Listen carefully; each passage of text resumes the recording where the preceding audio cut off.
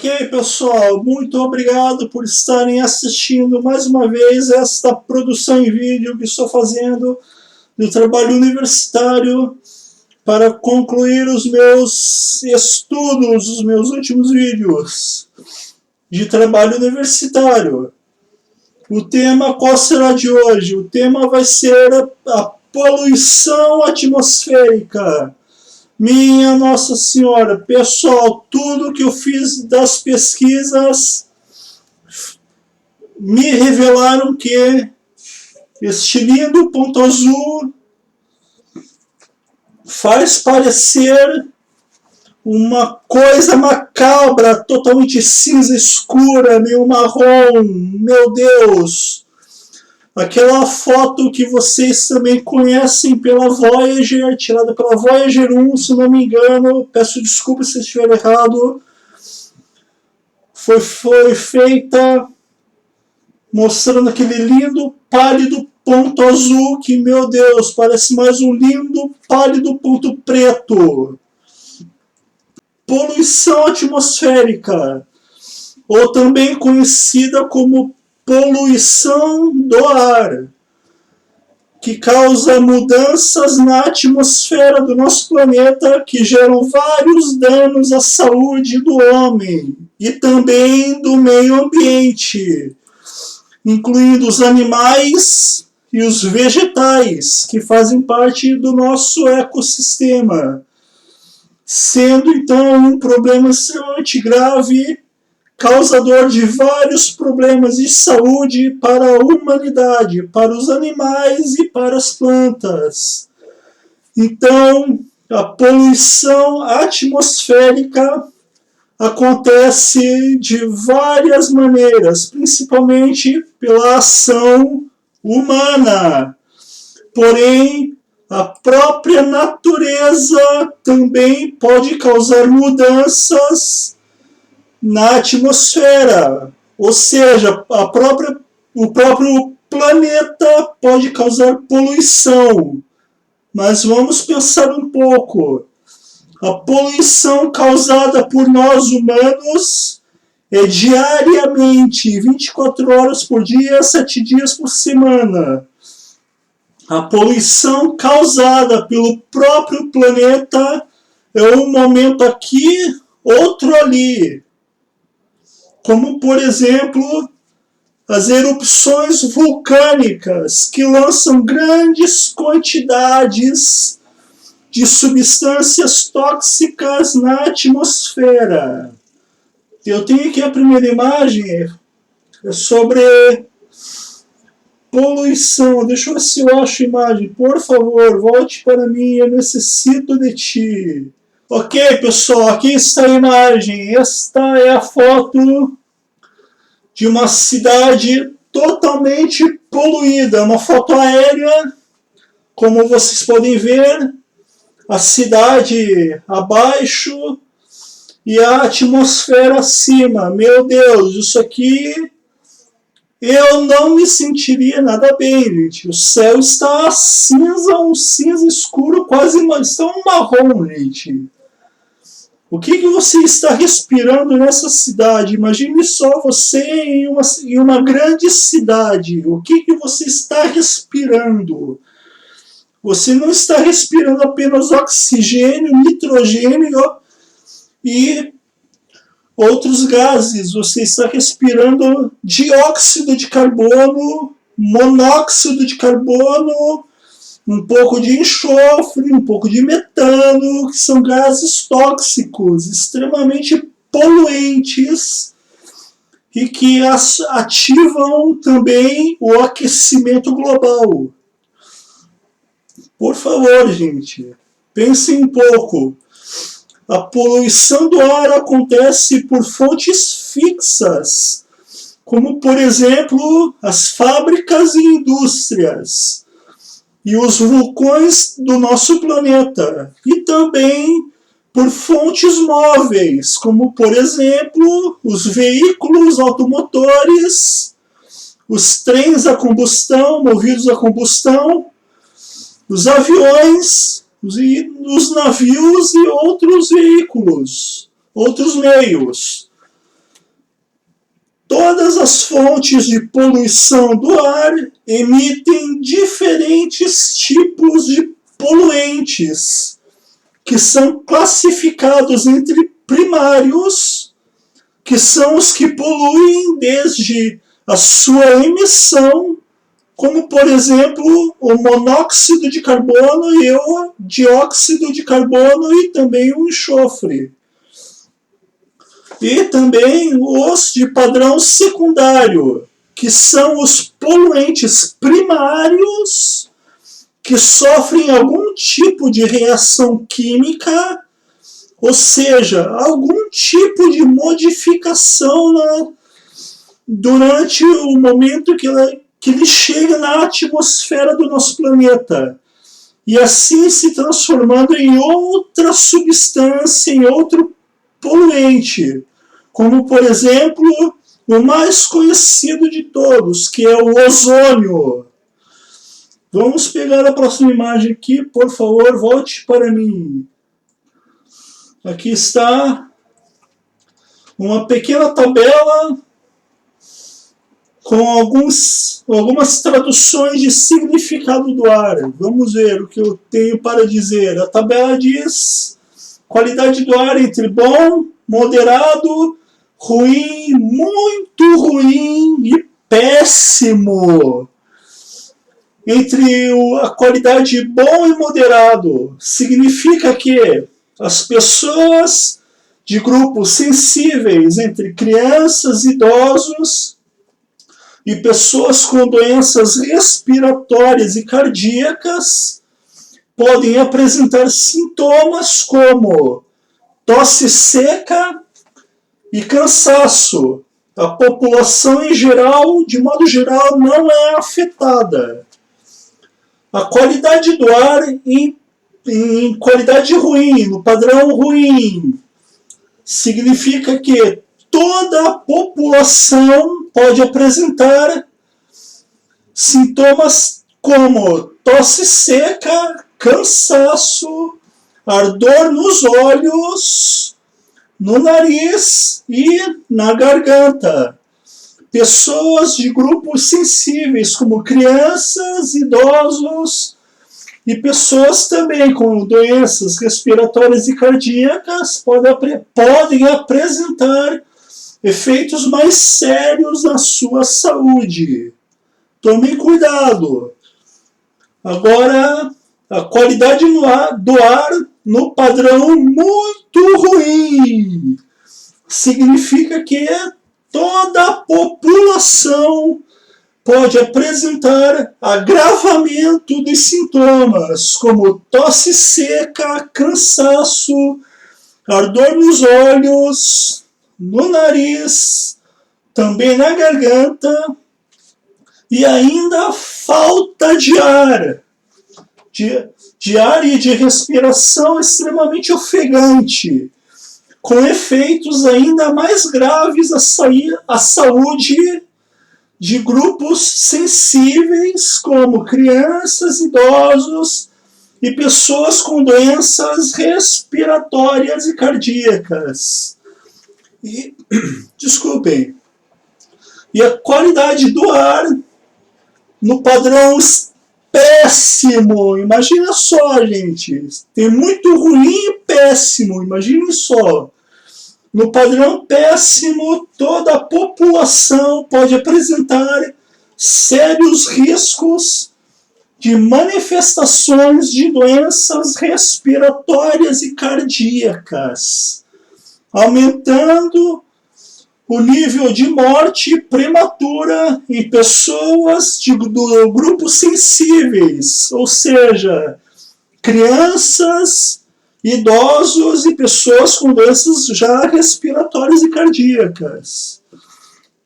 Então, de acordo com a quantidade de poluentes absorvidos, o ar é classificado em níveis de atenção, alerta, emergência e crítico.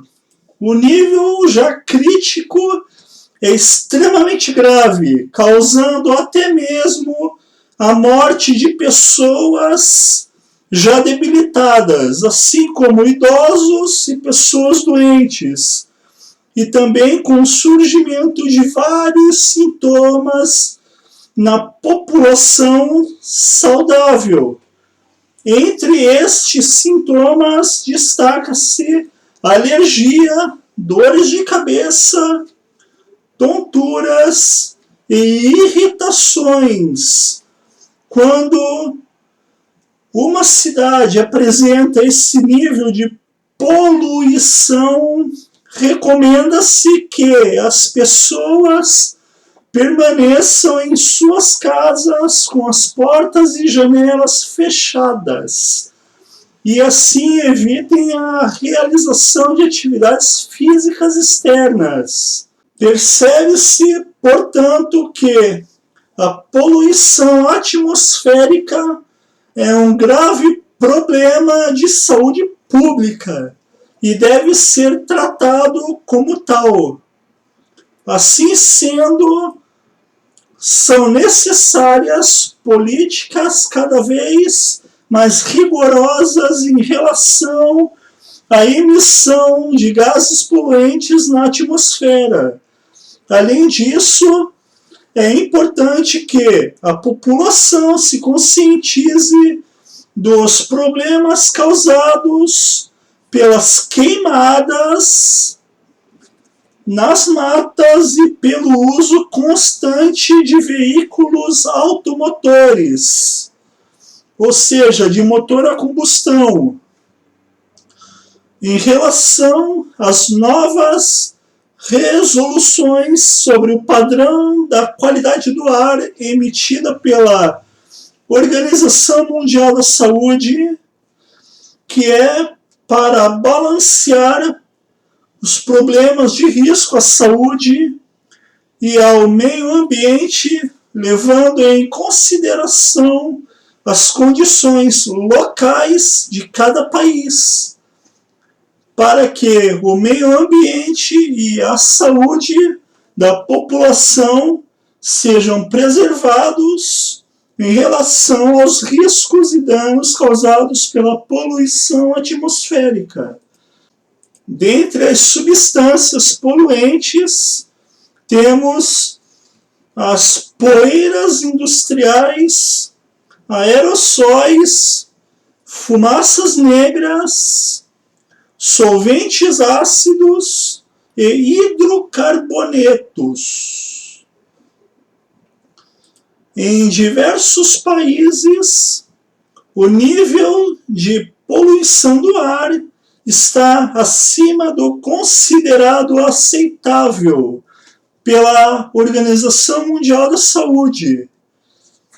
Apesar de outros países com alto desenvolvimento industrial serem frequentemente lembrados como um desses países, que estão sendo feitos muitos esforços para que esse grave quadro seja revertido. E na lista dos países que liberam a maior quantidade de dióxido de carbono, o Brasil aparece nas primeiras colocações. E segundo a nova resolução da Organização Mundial da Saúde, o Conselho Nacional do Meio Ambiente emitiu uma nova resolução número 491 de 2018, destacando os problemas existentes na atmosfera, no padrão do nosso país, montando uma tabela destacando os seguintes poluentes, divididos em, vamos chamar aqui então a próxima imagem, partículas totais em suspensão, ou PTS. Vamos ver. Eu tenho aqui, meu Deus, partículas carbonáceas, metais, etc. É 2,5 micrômetros de diâmetro. É menores que o fio de cabelo. Tem também areia fina, que é 90 micrômetros de diâmetro. Tem a poeira, o pólen, etc. É mais ou menos menor que 10 micrômetros de diâmetro. E o cabelo humano tem cerca de 50 a 70 micrômetros de diâmetro. Então, podem ser definidos de maneira simplificada, como aquele cujo diâmetro aerodinâmico é menor ou igual a 50 micrômetros. Uma parte dessas partículas é inalável, ou seja, você vai respirar, mas não vai perceber. E pode causar problemas à sua saúde. Outra parte pode afetar desfavoravelmente a qualidade de vida da população,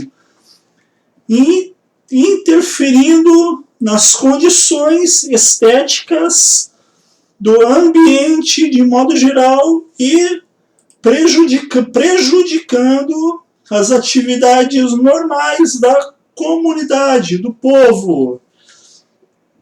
As partículas que possuem origem variada causam alterações na função dos cílios da cavidade nasal, além de aumentar o risco de doenças respiratórias.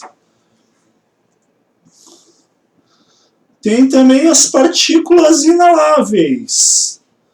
Podem ser definidas de maneira simplificada como aquelas cujo diâmetro aerodinâmico é menor ou igual a 10 micrômetros, dependendo da distribuição de tamanho na faixa entre 0 a 10 micrômetros, podendo ficar retidas na parte superior do sistema respiratório ou penetrar mais profundamente, alcançando os alvéolos pulmonares. As partículas respiratórias podem ser definidas de maneira simplificada como aquelas cujo diâmetro aerodinâmico é menor que 2,5 micrômetros. Por causa do seu tamanho diminuto, penetram profundamente no sistema respiratório, podendo atingir os alvéolos pulmonares. Então, o efeito da fumaça do dióxido de carbono está associado ao material particulado suspenso na atmosfera.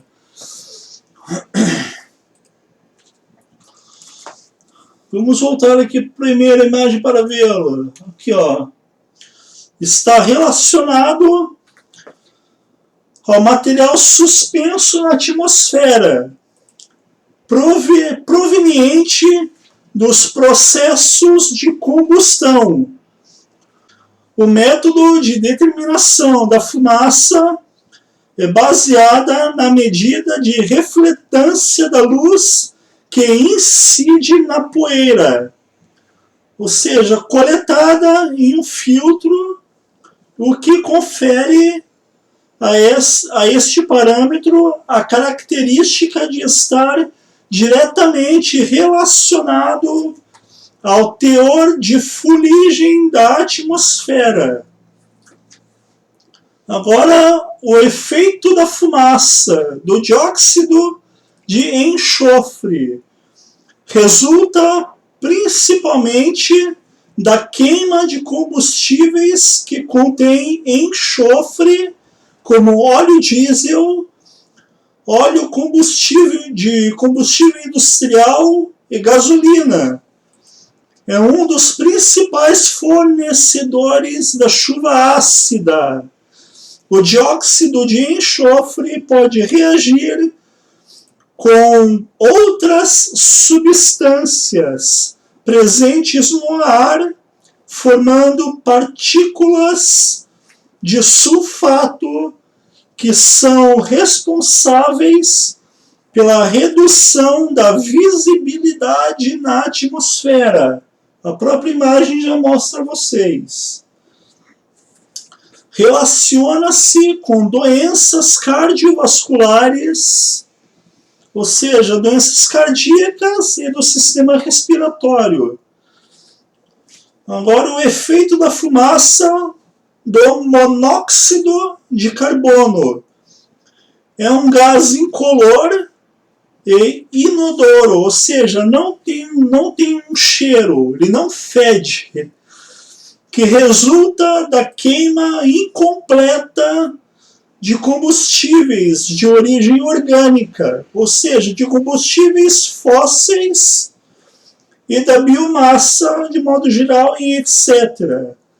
Em geral, é encontrado em maiores concentrações nas cidades, emitido principalmente por veículos automotores. Altas concentrações de monóxido de carbono são encontradas em áreas de intensa circulação de veículos, causando danos no sistema nervoso e cardiovascular, além de impedir o transporte adequado do oxigênio pelo corpo inteiro, ao se ligar à hemoglobina presente nas hemácias do nosso corpo. O efeito, então, do ozônio. Ele tem oxidantes fotoquímicos e é a denominação que se dá à mistura de poluentes secundários, formados por reações entre os óxidos de nitrogênio e compostos orgânicos voláteis, na presença da luz solar, sendo estes últimos liberados na queima incompleta e evaporação de combustíveis e solventes. O principal produto dessa reação é o ozônio, por isso mesmo utilizado como parâmetro indicador da presença de oxidantes fotoquímicos na atmosfera. Tais poluentes formam a chamada névoa fotoquímica, ou smog fotoquímico,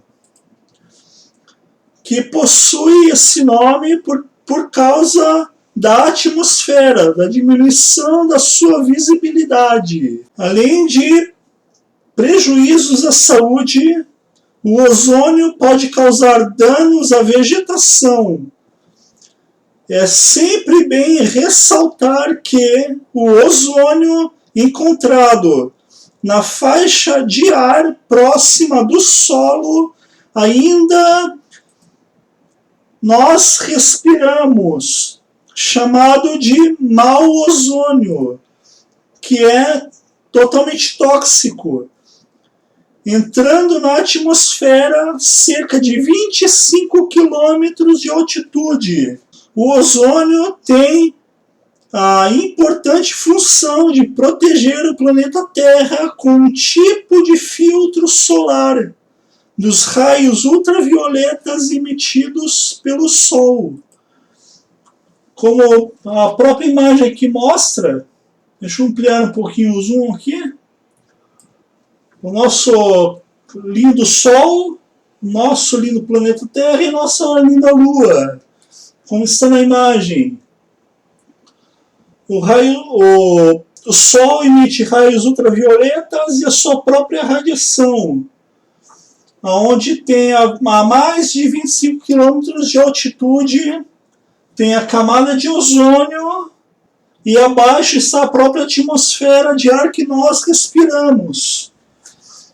Mas a camada de ozônio, como eu acabei de falar, funciona como um tipo de escudo que protege o planeta Terra dos raios ultravioletas e da radiação solar.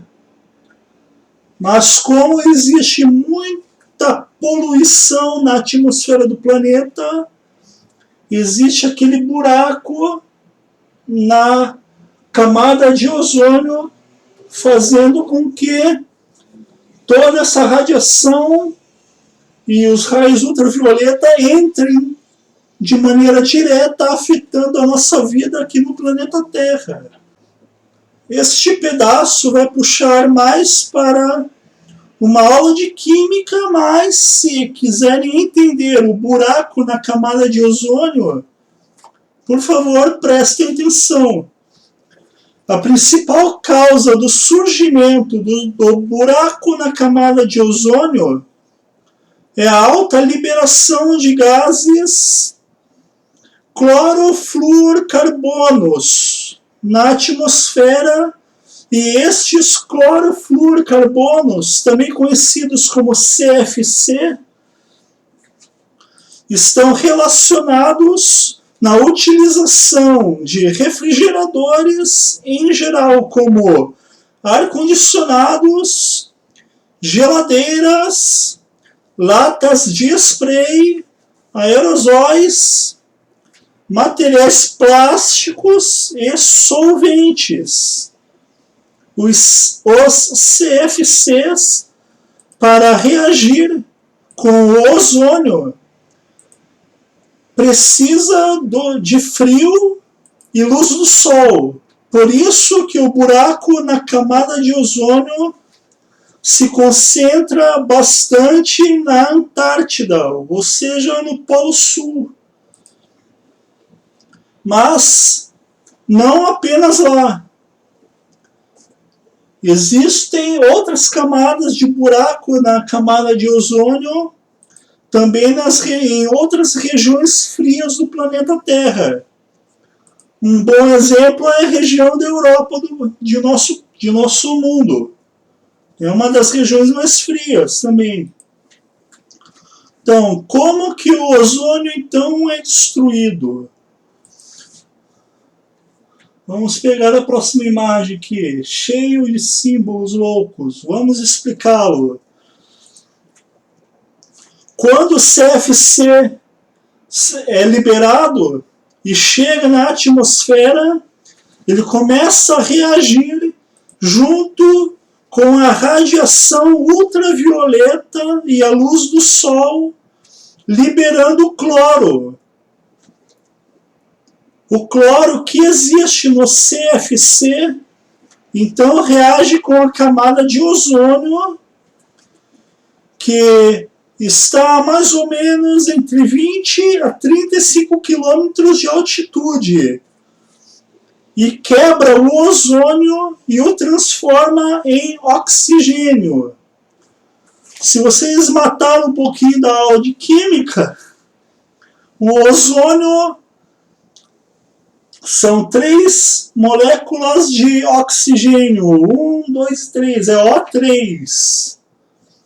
São 3 moléculas de oxigênio junto com cloro. Agindo, então, ele quebra, transformando cloro em oxigênio e transformando em oxigênio. É isso que acontece. Iniciando assim, então, o buraco e a destruição da camada de ozônio. Segundo pesquisas, uma molécula de CFC pode destruir até 100 mil moléculas de oxigênio. E calcula-se que 1% da baixa da camada de ozônio aumenta mais ou menos 2% na radiação ultravioleta na superfície da Terra. Dentro do ano 2000, a NASA fez novos testes e viram que o buraco da camada de ozônio tinha cerca de 28 milhões de quilômetros quadrados, sendo 3 vezes maior que o Brasil. E os Estados Unidos, uma parte da Europa, China e Japão perderam cerca de 6% da proteção da camada de ozônio, em que nestes locais existe grande liberação de gases do CFC. Já aqui no Brasil, a camada de ozônio ainda não perdeu 5% do seu tamanho original devido à pouca produção e liberação de CFC. E para recuperar o buraco da camada de ozônio, levaria-se pelo menos 50 anos.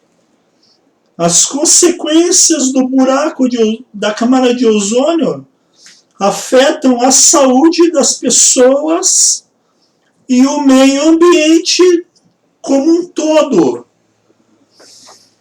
Os raios ultravioleta atingem a pele, aumentando os casos de doenças, afetando também a visão, também causando envelhecimento precoce e um dos mais perigosos, como o câncer de pele.